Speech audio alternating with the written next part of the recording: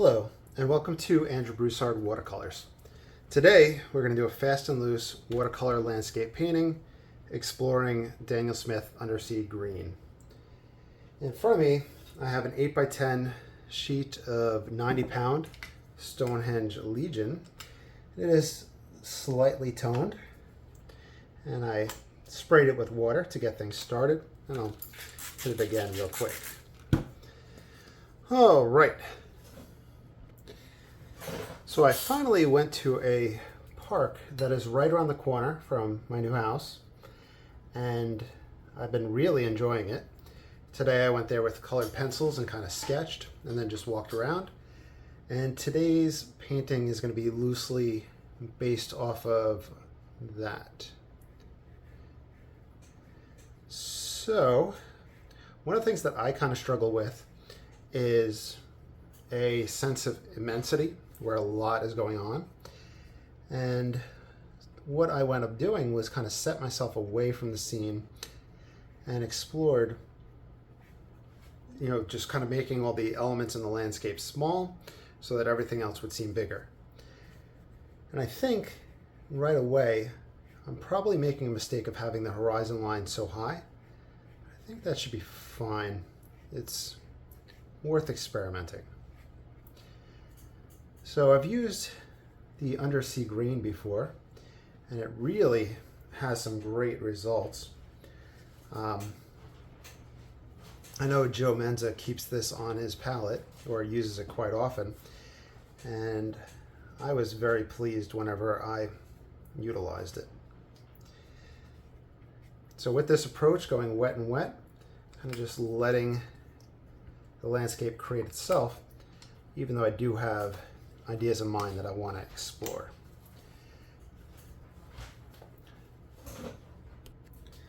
Okay. Haynes. So this is going to be a distant tree line. And one of the things I want to do is just keep that small vertically in respect to everything else. Let me go stop the cats. Sorry about that. Hammy is just not being cool today towards Haynes. Anyway, so I want this smaller, distant tree line, and I'm just looking at the vertical relationship with that and everything else.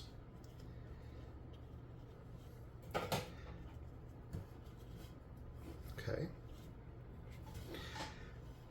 So that gives me some ideas. And also, of course, you're always welcome to follow along with anything that I do.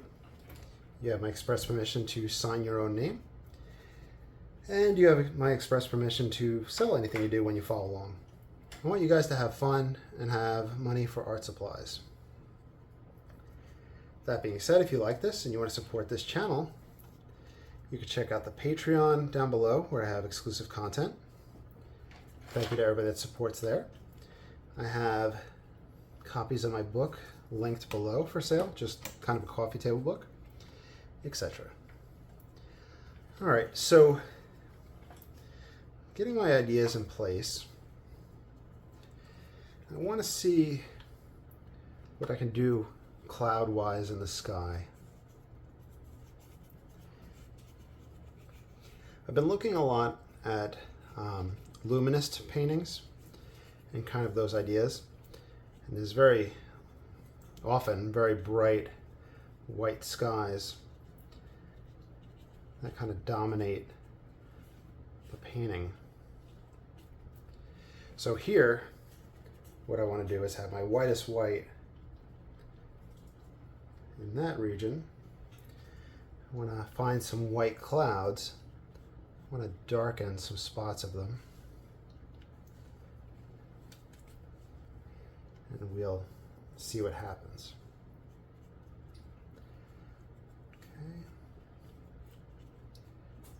Okay. Bless you.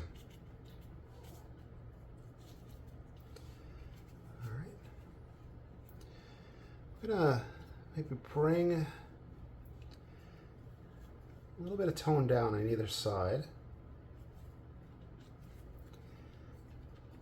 lifting out in some of these spots. So this pigment doesn't really seem to stain that much. It's a mixture of pigments. I think it's 2 or 3 in the tube. Cut this off right here. Okay. It's still wet. I'm going to grab this oil painting brush. See if I can pull back to the white of the paper. Now, this would be a little sliver of water that we're seeing between the foreground and that background.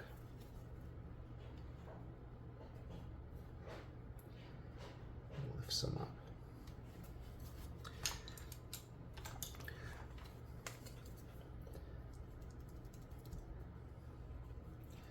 By the way, I reached out to Daniel Smith Company.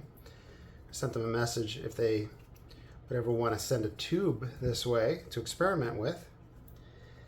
So far, no dice, but I think that that would be really cool to have a lot more tubes to experiment with and just have monochromatic competitions with their colors. I think that'd be really fun. So we'll see. I sent it to the kind of the general page, and then we'll see what happens. All right, so that being said, looking at that thing of water, I'm going to explore more texture in that foreground.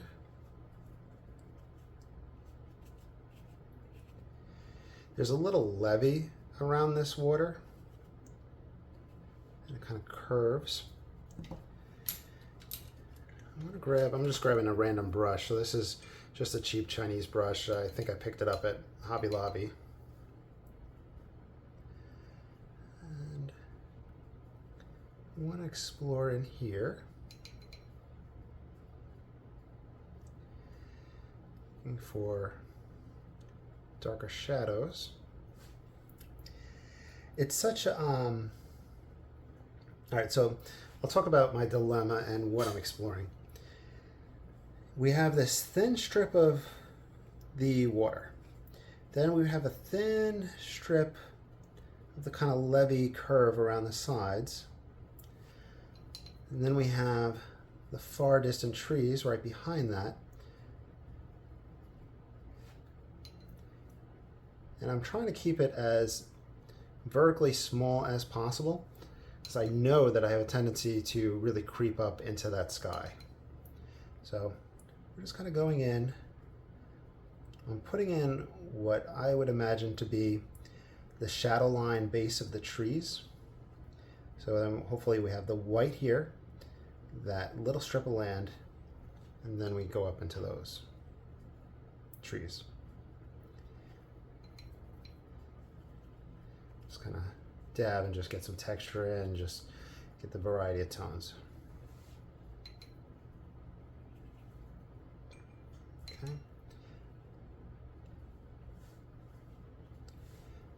And with this little brush, let's see the darker shadow portion of the clouds.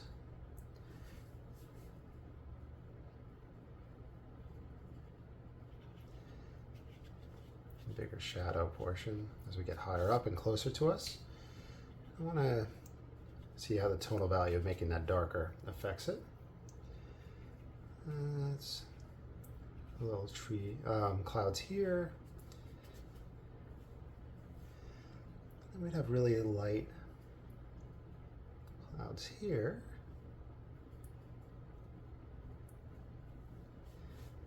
All right. Let's see what we want to do next. I'm going to clean off this brush. It's too wide, too thick. You really get in there.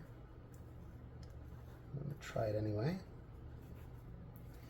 We might have to wait till the dry off stage and explore there. The dark. Everything is kind of in place. and I don't know if it really reads the way I'm reading it. So hopefully you're getting the idea. So let's build up tonal values in this foreground.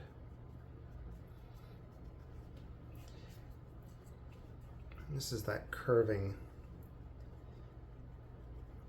top part of the levee.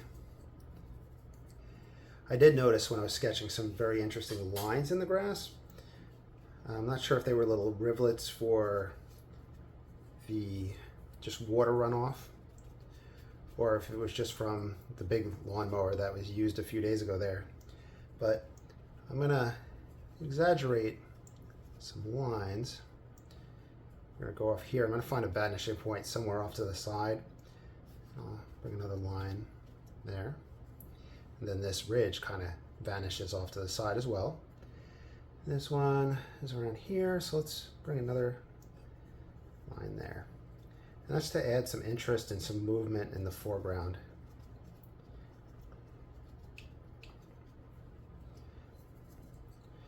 Darkening it up seems to be quite successful. Use the paper towel to add some texture. I want to flatten my paper one more time. This paper that I'd cut a while back, and it's a little bit over 8 by 10, so it's hanging off the board on either side. All right, I think in a moment we're going to want to do a dry off.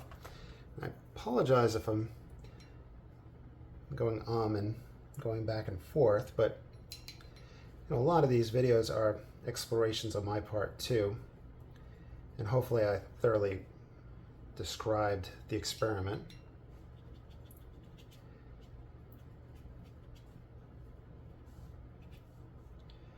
Could pop in a little bit more. We're still wet and wet.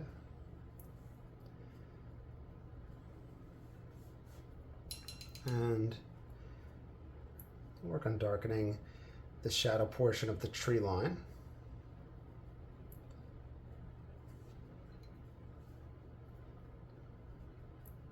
There, we're going to have to go over that when we dry off.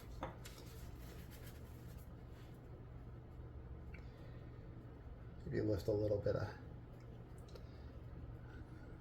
movement out. All right, I'm going to pause the camera. We'll hit it with the blow dryer. We'll see how it tonally shifts, and then we'll go to the next part. All right, so it's dry enough. I'm going to grab a quill brush just because that's probably more likely to be on in your collection. The red Chinese brush is probably about $5 for 3 of them at Hobby Lobby. I'm not sure if Blick or Jerry's Artorama carry those. You can find them on Amazon, and then there's Blue Heron Arts, which sells them as well. So if you're interested in brushes like that, I think it might be referred to as a like a dot brush used to make dots in this fashion.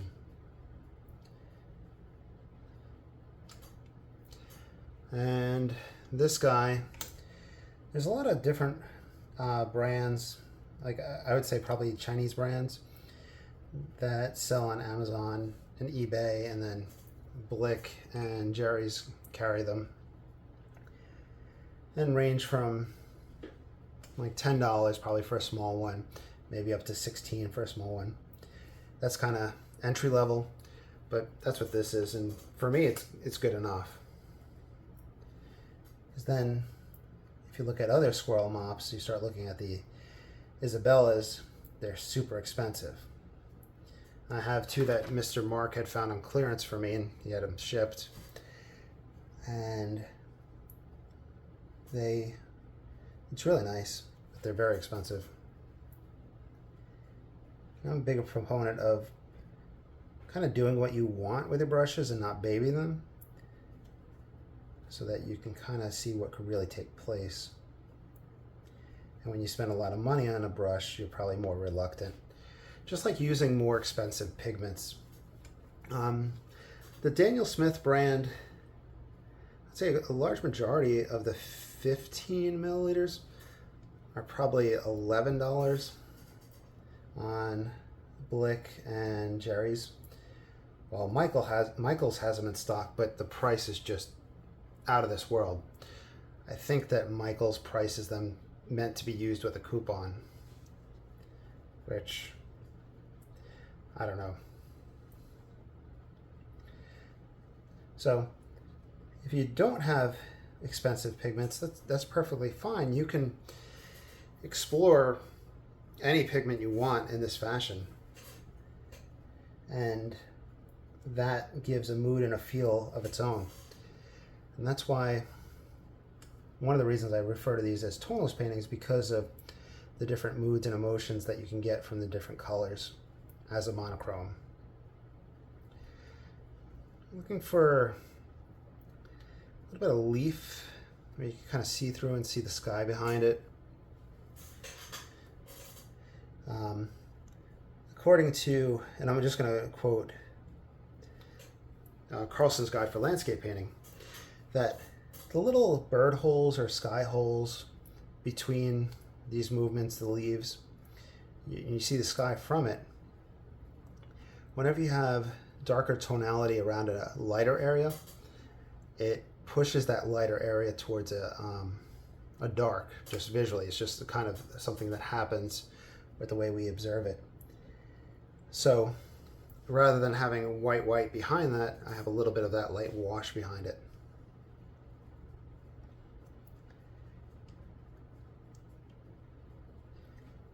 I think it'd be also interesting to explore it with gouache, where I've seen painters that are painting kind of luministic apply white to the sky, and this is oils that they're doing with, where they paint the scene and then they come over it with white in the sky, and some of that white bleeds over onto the distant trees around the edges, and that's just another way to get atmospheric effects. And I've been slowly approaching that in some of the watercolor paintings, but I want to leave this monochromatic.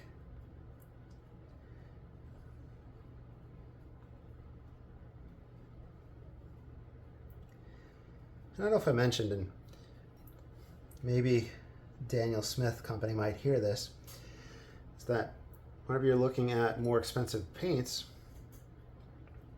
maybe you just want to try one or two tubes instead of buying a whole set, because that can get quite pricey.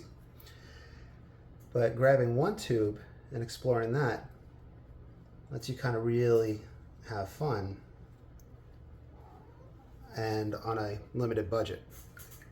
So it kind of opens up more expensive paints to everybody. All right, I want to see if I can lift in here. I'm going to go back to this little brush just so I can kind of selectively put some water in.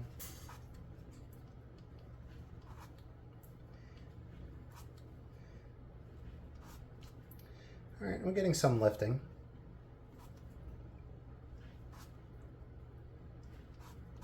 And then I'll explore a different technique in that area in a moment. Let's go back to the hake brush. I haven't washed it, I haven't modified it or added any water to it since we used it in the beginning. And I'm looking for that ridge of the levee going around.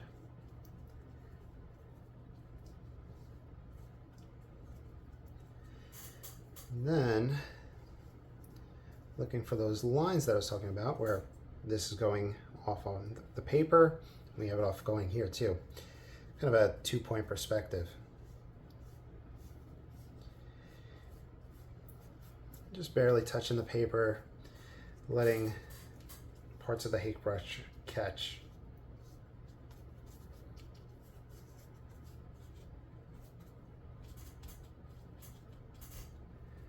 I'm going to do a dry off and then I'm going to show you something different.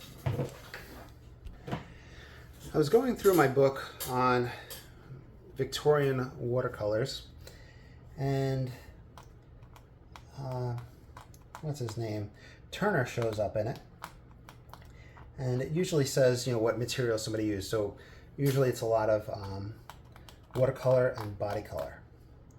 where body color is your white gouache or other gouaches. But with Turner, in addition to saying those, it said scraping out.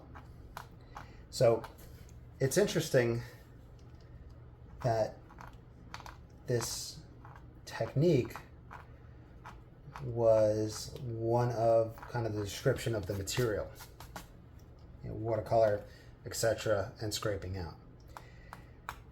Now, if you do decide to use any sort of sharp edge, you do want to be careful and make sure you don't cut yourself. So if you try that, be careful.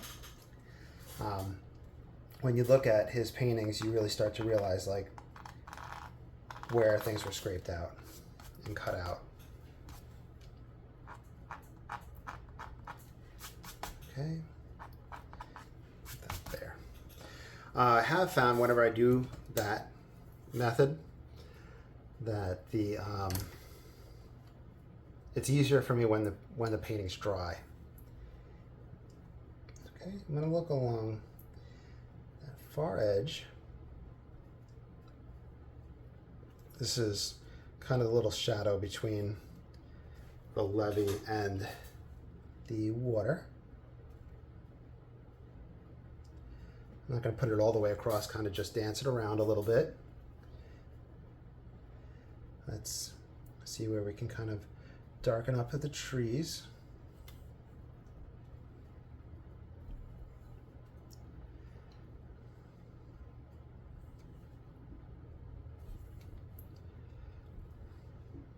Hey, Percy Pooh.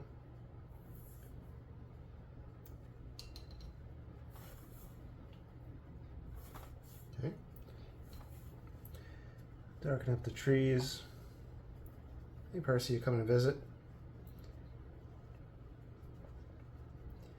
Got a little bit of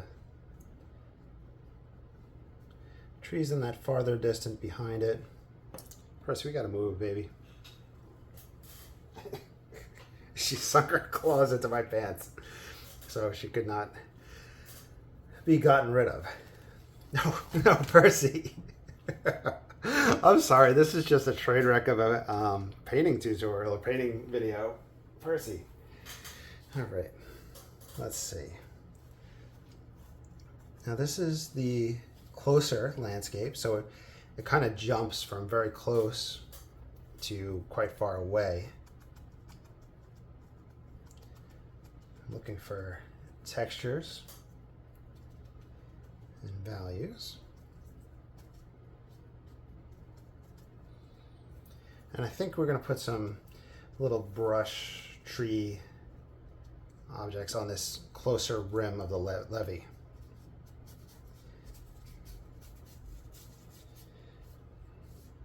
And we'll bring that off, bring that across.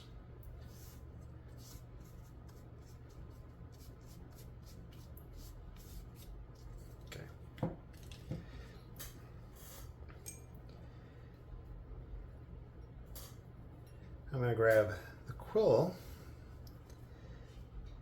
and let's see.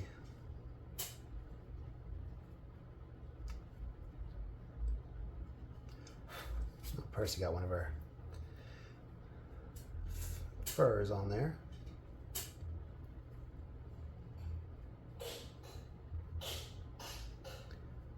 I hope there's not a cat cold in the house. I hear some sneezing. So I'm going to darken this up. I want this kind of as a silhouette.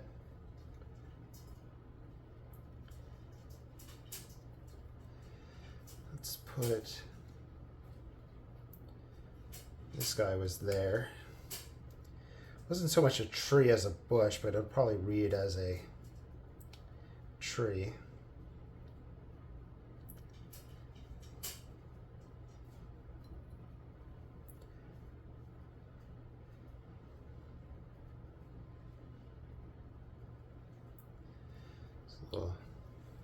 Bush and other growths. So here, the idea that I was thinking about when I was kind of sketching out there, and what I'm thinking about with painting, is that we often, just for ease and kind of a rule of thumb, as we get closer in the landscape, we can make the objects larger in general compared to things behind it.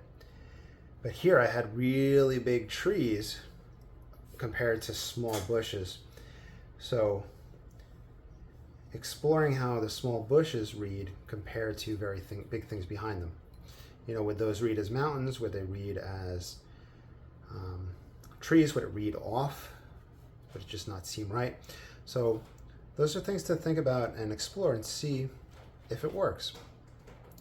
And that's where artistic license come in as well.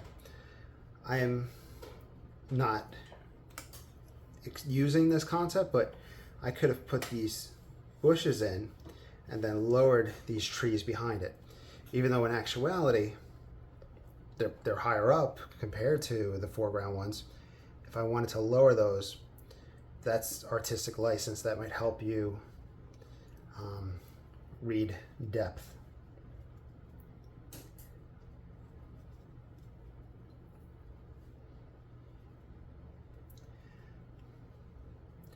Now another thing that's a little rough for us in Louisiana, deep south, that we don't have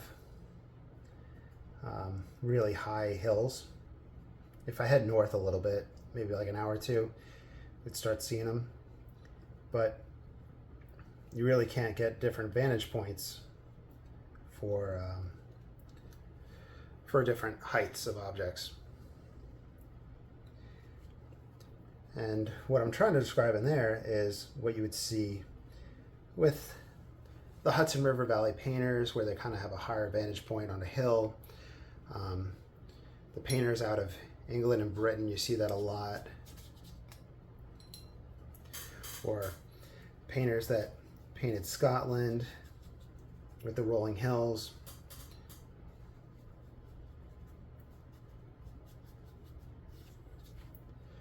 All right.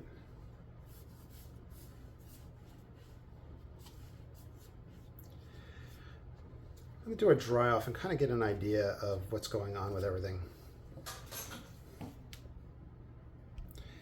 All right, so I did the dry off. It's still a little damp, but I placed a mat over it and placed a mark where the lowest opening would be, because the foreground is going to need something. Let me put out a little bit more pigment, and then I'm going to use the hake brush. I could probably grab the the fan brush as well. I'm just going to grab the hake. Let's see if we can do a little bit of just grass coming up.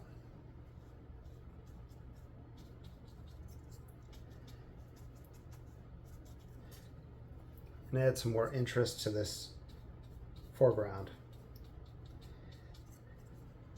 With the height that I put the horizon, it really kind of put me in a little bit of a pickle with this foreground that, like I said, when I was sketching, I was looking for interesting things in it.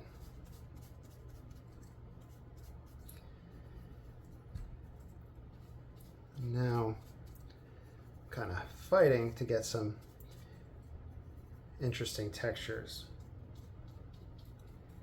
Okay, so those lines are going off into the distance. I need a little bit more water on the hake brush. And when I say a little bit, I just dipped that little bit.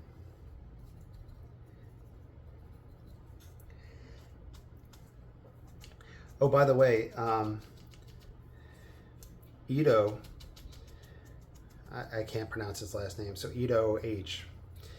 He had shared a picture to the Ron Ranson watercolor group, and it was from a magazine advertising the Pro Art hake brush, but now they're putting a different name on it. In the past it was Ron Ranson, and now they're tagging another name, another guy with it. And in the description it says that there's nothing changed, but the article titled it that the artist was sharing his modifications or his collaboration with the company.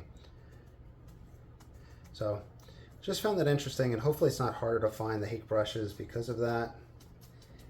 I know that I usually Google Ron Ranson hake brush Pro Art if I need to order any or kind of push anybody in a direction that needs help. think I need to move this up, or move this down. That's what it is. So just be aware of that.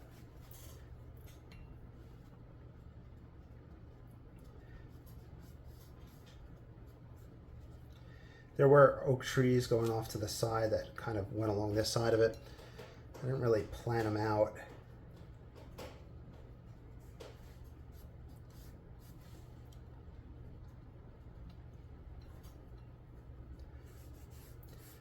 Then when I was leaving, I was walking around this way to see if it connected back to the parking lot far over here. And it's hot. It's like 95 degrees. The humidity is 80, 90.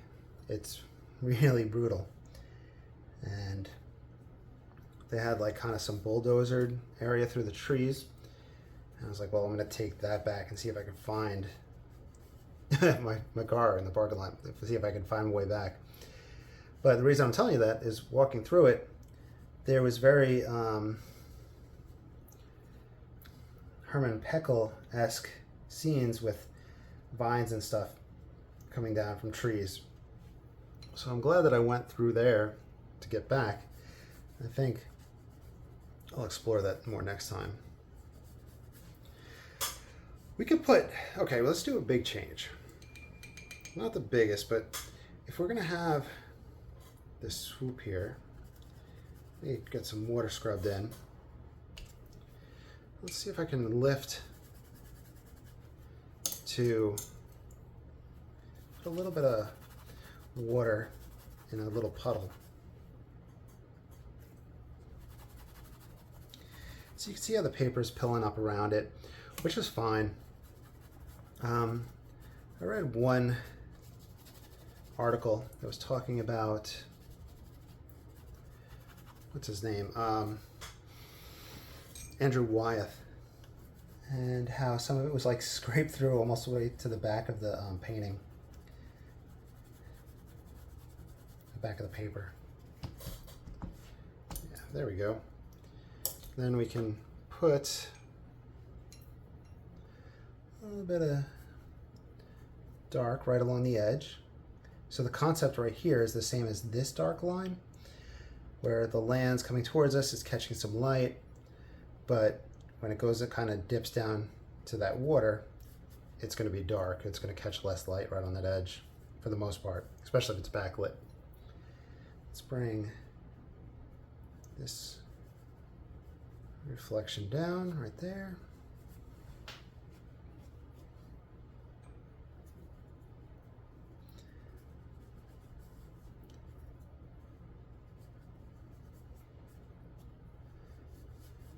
You see how I have it following that the 2-point perspective that I was talking about.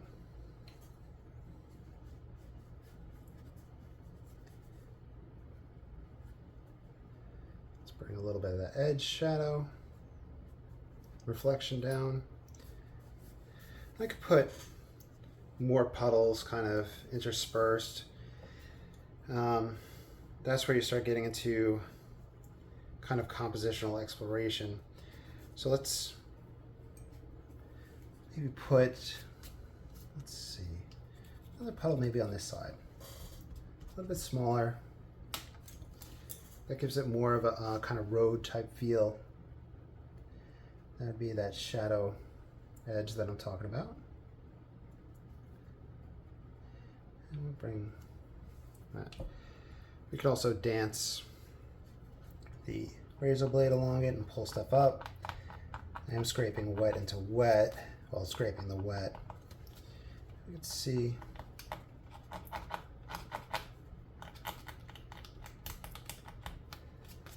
how bright we want it.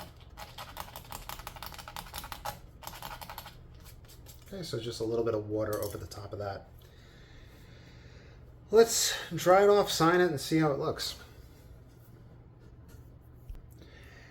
It's funny because I think this is my favorite part of the painting.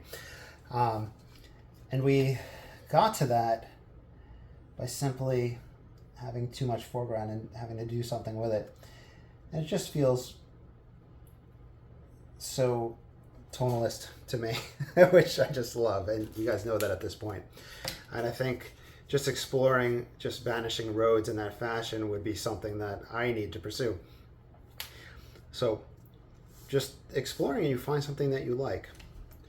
On that note, the Daniel Smith green is fantastic. You all reach out to Daniel Smith and tell him to send us some tubes. And we'll collab and we'll do some experiments with some Daniel Smith stuff. Hope you all have a great day. Have a great weekend. Take care.